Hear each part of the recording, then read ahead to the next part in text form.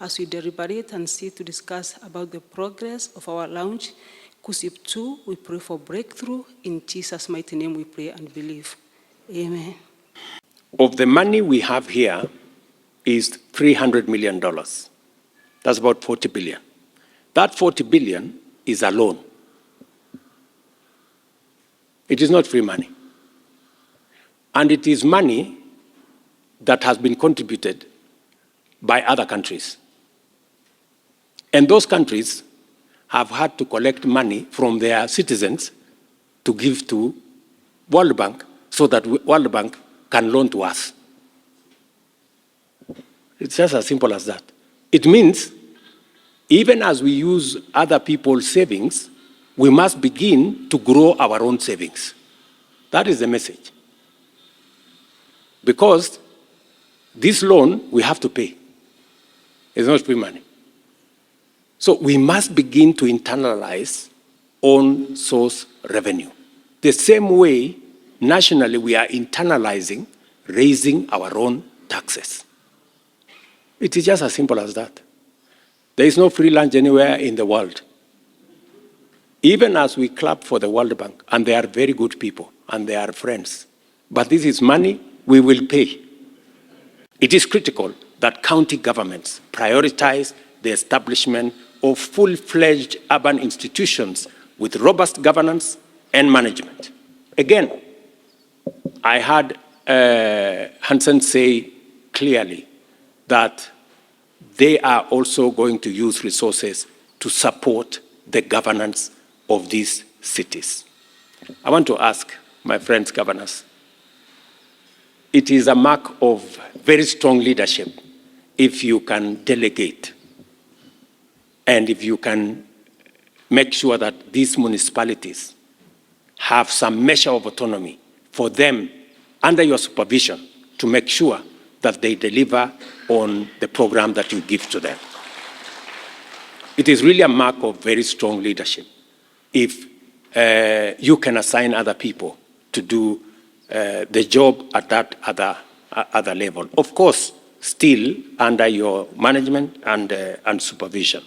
And I think this program will be keen on how governance relations between the municipalities, the cities, the counties, of course, and the national government, how we relate for the better delivery of this program. I take this opportunity to appreciate with gratitude the support of the World Bank, whose investment and leadership have done so much for the transformation of our centers of accelerated development. We do not take your partnership, Hansen and your organization, for granted. We believe this partnership is a partnership that gives us a win-win outcome. There is no doubt that climate change will continue to pose mounting challenges to our development and serious threats to human health and safety, especially in urban areas, where 60% of residents live in informal settlements. I say this statement of 60% with a very heavy heart, because informal settlements, ladies and gentlemen, are very unhygienic, very indecent livelihoods where Kenyans live. And we must do whatever it takes, using the resources we have. The resources we have under KUSIP will help us do planning. These resources will help us deal with stormwater, will help us deal with sewage, will help us deal with lighting, will help us deal with titling and organizing our informal settlements. And our housing plan will help us have decent homes for these Kenyans. We have close to 7 million people in Kenya living in informal settlements, and they deserve our attention. The focus on the most vulnerable through building climate resilience for the urban poor is very commendable. And I will be looking out specifically for municipalities, cities, and towns that are keen on making sure that we support the urban poor. the synergy between the Kenya Urban Support Program and our bottom-up economic transformation agenda is unmistakable. In particular, the program's alignment with the affordable housing strategy pillar presents a unique opportunity to invest in urban infrastructure that supports the realization of the affordable housing objectives in order to deliver holistic, sustainable, and inclusive urban development. Municipalities, cities, and urban areas bring Kenyans from all walks of life into one place, and they create a home there. It helps in the homogeneity of our society, bringing Kenyans together, working together. I think it is a very positive thing. It is not a negative thing when Kenyans come and live together and bond together. That is the future. And I think we should encourage townships, municipalities, cities, because that way we not only remove pressure from land for agricultural production, but we also bring Kenyans into a space where we deal with the challenge of ethnicity that undermines our nationhood as a people. Ladies and gentlemen, the second phase of the Kenya Urban Support Program is now officially launched. Thank you very much, and God bless you. After this, we have a presentation of a check, which His Excellency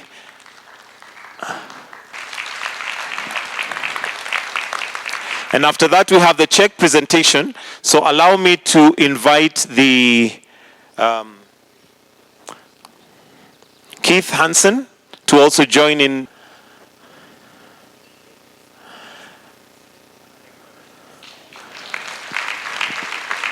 Thank you.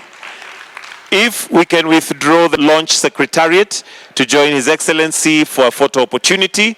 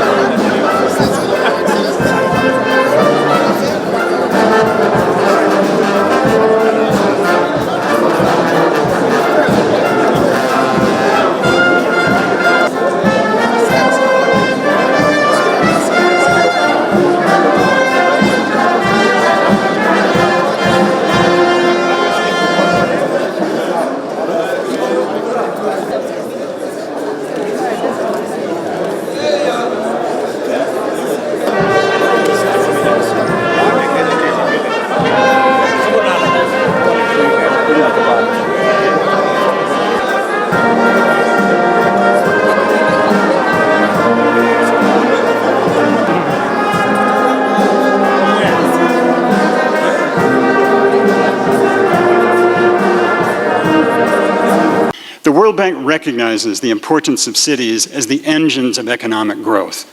Globally, cities generate 80% of GDP and are therefore central to achieving the World Bank's pursuit of reducing poverty and boosting shared prosperity on a livable planet, as well as Kenya's own goals as captured in the Vision 2030 and other imperatives. Cities are also key, as we just heard from the Chair of the Council of Governors, to combating global crises such as climate change and pandemics. The concentration of people and assets in cities aggravates the risk of exposure to adverse natural events such as climate change and pandemics, which makes sustainable investment in cities critical. For this reason, the World Bank has been in the forefront of supporting governments to ensure effective urban development and to create green, inclusive, and resilient cities through financing projects that provide the relevant infrastructure and services to attract and sustain private investment, reduce disaster risk through urban drainage and flood management, to support cities to enhance their own source revenue, and to enhance urban planning.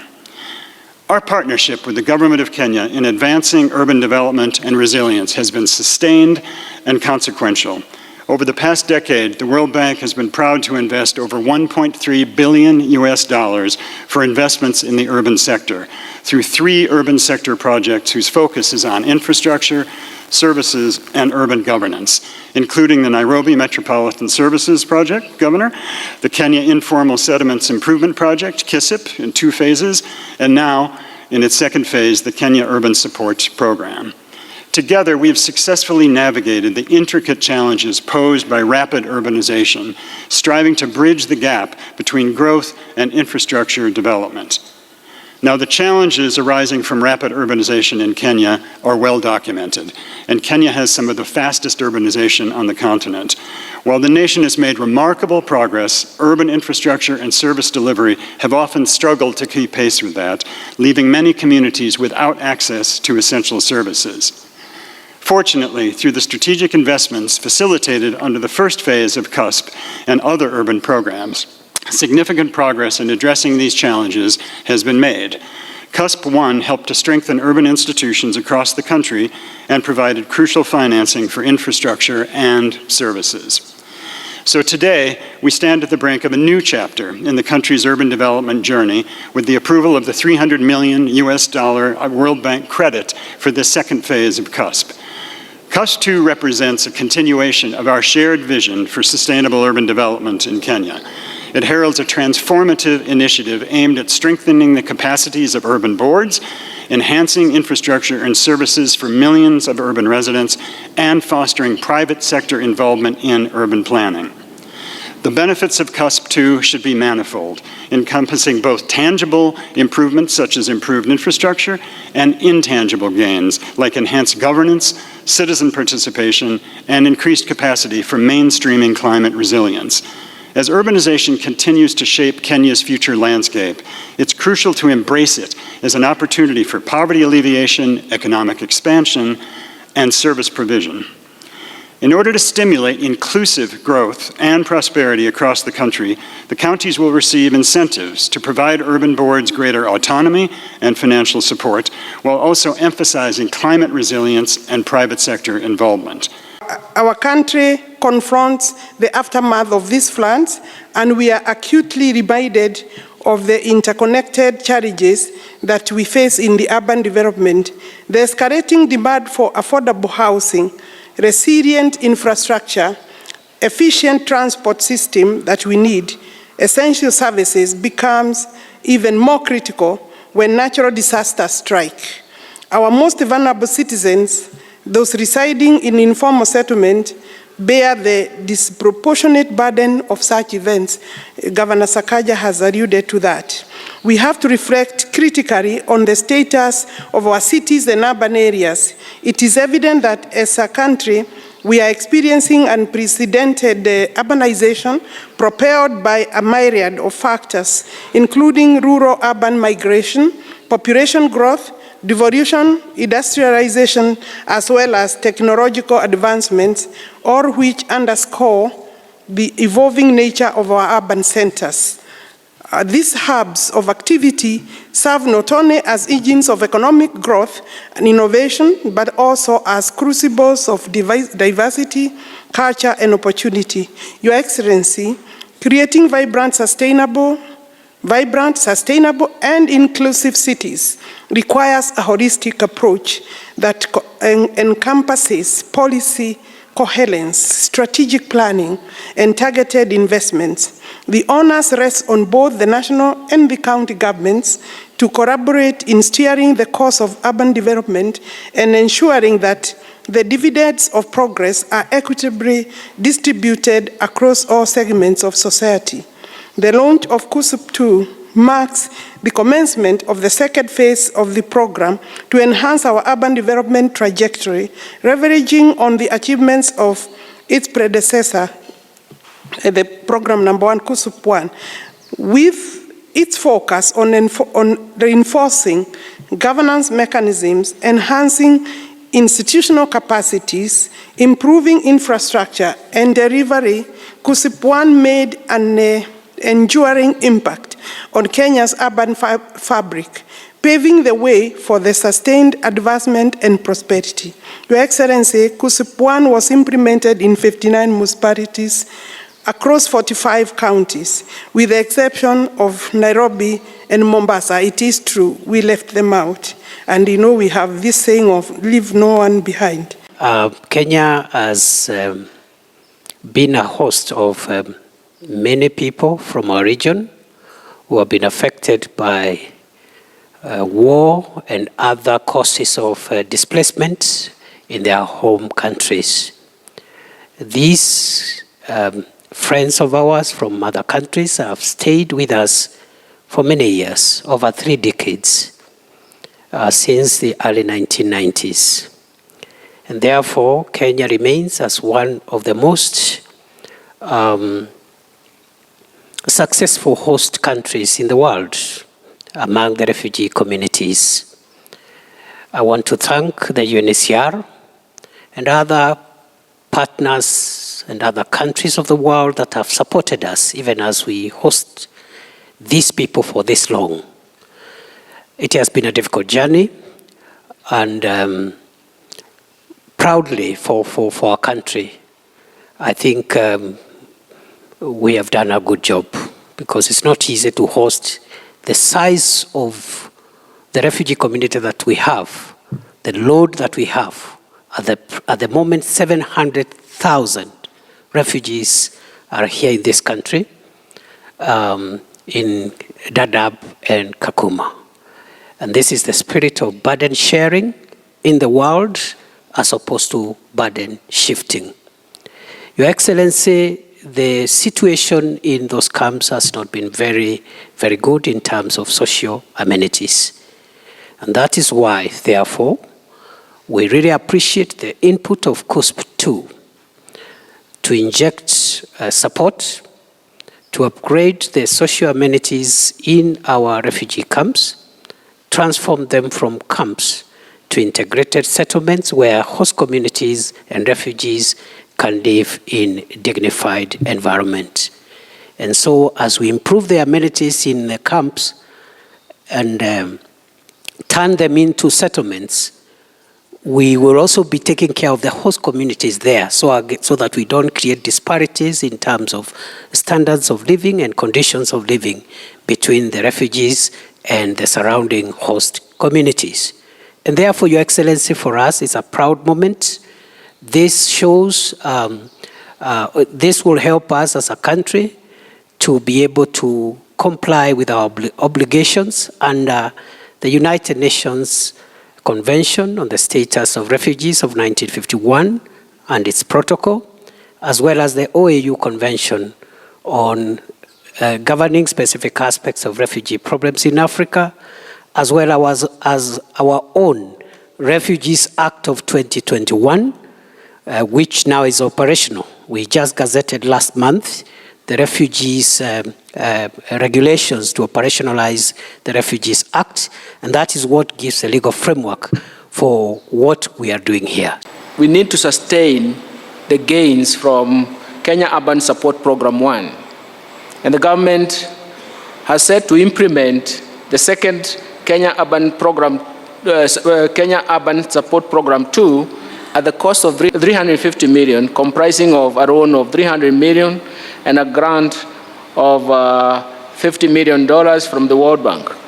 That's a total of 350 million for the next 5 years. And it's going to be important to promote effective urban planning and management systems through counties as primary providers of public service delivery. But the most important thing is that Kenya Urban Support Program 2 aims to sustain the gains achieved through Kenya Urban Support Program 1, and will continue to strengthen the capacities of urban centers in 4 areas. First, to improve the delivery and resilience of urban infrastructure and services. You can see how it has been tested by the France.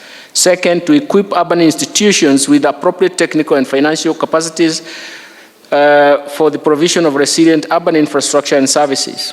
Third, to build the foundation for stronger engagement of the private sector. And finally, to support the transition of refugee camps into integrated host communities and refugee settlements, and using the resources that are the grant component. This area will use the grants that are the component. I'm happy about these 4 areas because they are very, very critical in terms of our urban development. However, as we embark on the implementation of Kenya Urban Support Program 2, I wish to urge the counties to ensure full accountability of disbursed funds under CUSP 1, or Kenya Urban Support Program 1. Because failure to account for these funds may impact on further disbursement to the affected counties. It is not a warning, it's actually a matter of prudence. In the first Kenya Urban Support Program, Your Excellency, as I said, we established 59 new municipalities. We gave them charters, they have boards, and we gave them $350 million for a period of 6 years in which they were able to do urban infrastructure and also put in the urban governance. Your Excellency, now we are entering into the second dispensation of the Kenya Urban Support Program through our partners, the World Bank. The ticket amount remains the same, it's $350 million.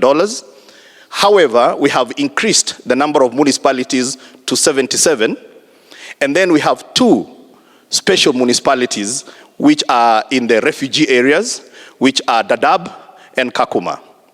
So in total, we are going to have 79 municipalities. Your Excellency, in the first dispensation, we had $20 being allocated for every urban person.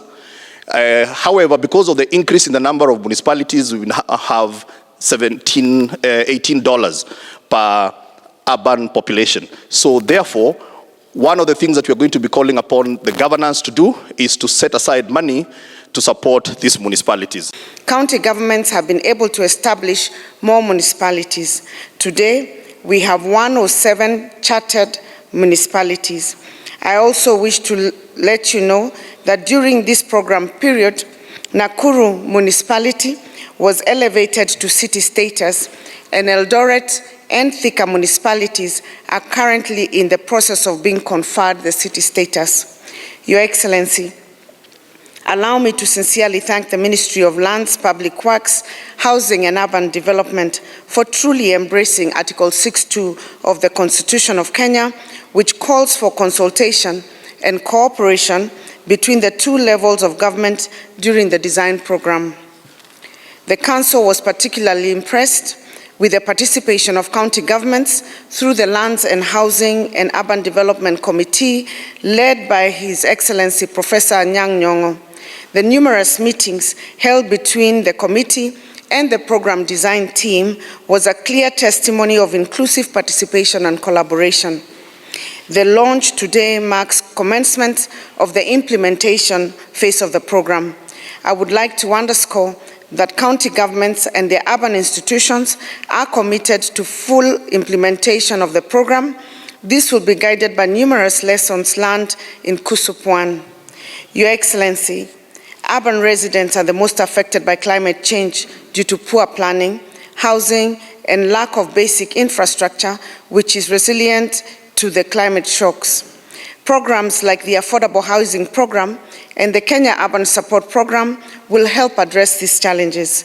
We look forward to collaborating with the Affordable Housing Board to transform our urban areas. I consider this program a major milestone in our drive to build resilient cities and urban areas with enhanced quality of life for current and future generations. Secondly, let me take this early opportunity to sincerely thank you, Your Excellency, the President, for your leadership and resolve towards demand-driven programs which offer the opportunity to pursue long-term development strategies and interventions tailored to the specific needs of our residents, and especially those at the bottom of the pyramid. This paradigm shift has the potential to transform Kenya's economic development trajectory significantly.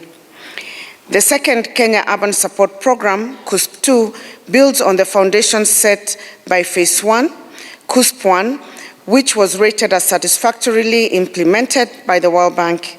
The first phase saw massive investments in urban infrastructure and services within the 59 benefiting municipalities in the 45 benefiting counties, which included 202 kilometers of roads improved, 171 kilometers of non-motorized transport, 192 kilometers of stormwater drainage, 31 kilometers of sewer line, 12 fire stations, 12 recreational facilities, and 16 retail markets, benefiting over 20,000 traders and creating over 200,000 jobs, amongst others. Today, Your Excellency, marks a pivotal moment in our journey towards building vibrant, sustainable, and inclusive cities. As we gather here for the launch of the second Kenya Urban Support Program, we embark on a mission that holds the promise of transforming not just the physical landscape of our cities and urban areas, but also the lives of millions of people who call these cities their home. For example, Your Excellency, the majority of our people walk to work or to play in our cities. They need safe walking ways that we call non-motorized transport, or NMT.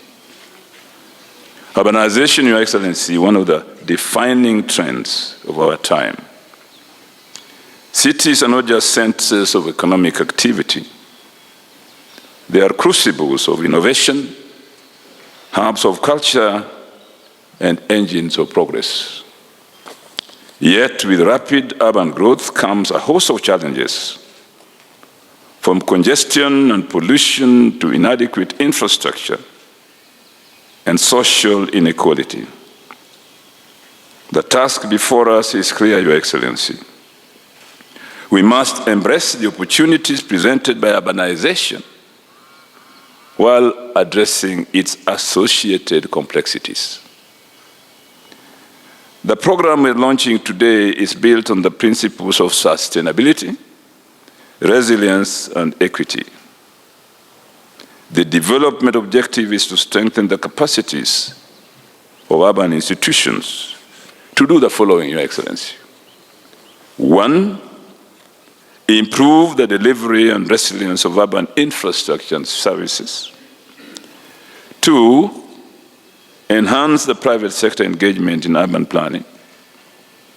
And 3, support the transition of refugee camps into integrated host community refugee settlements, especially, Your Excellency, in areas which are prone to natural disasters. Many times the urban poor are neglected.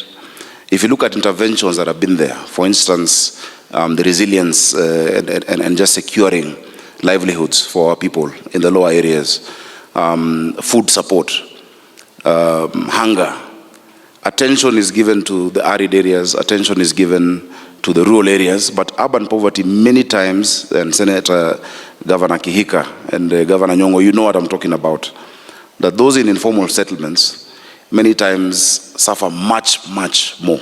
We say Nairobi ni shamba ya mawe. If you don't have resources, you'll have nowhere to stay, you'll have nothing to eat. There's more community in the rural areas. So we really want to ask that you support, and we can come up with a new program for the cities.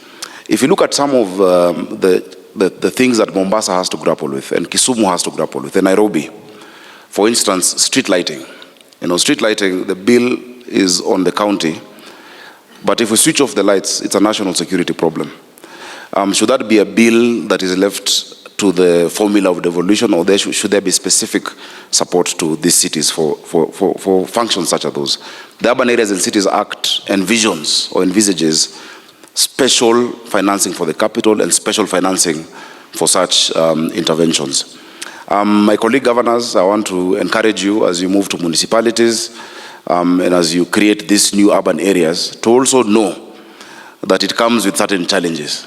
Number one, you will lose a lot of what you call political homogeneity when you create municipalities and cities. The people who come there might not be of the same political strand, and that is why you have to do a lot of balancing, as we have to do in the city. Number two, as you create those centers, and I'll give an example. In Kakamega, I don't know if the governor of Kakamega is here. Around Sigalagala, because of the technical training and the university there, it has become almost a new city. There is pressure on housing. Sigalagala is just on your left as you go towards Kakamega from Bungoma. It has become an entire, almost a metropolis with people from different parts of the country and a huge strain on our resources. So we hope, in long and short, that you can help us just look at the economic issues that we need support on. In Nairobi, we're undertaking a planning process of Vision 2050 to look at, yes, we know that there will be 10.5 million people then. What do we need to do today?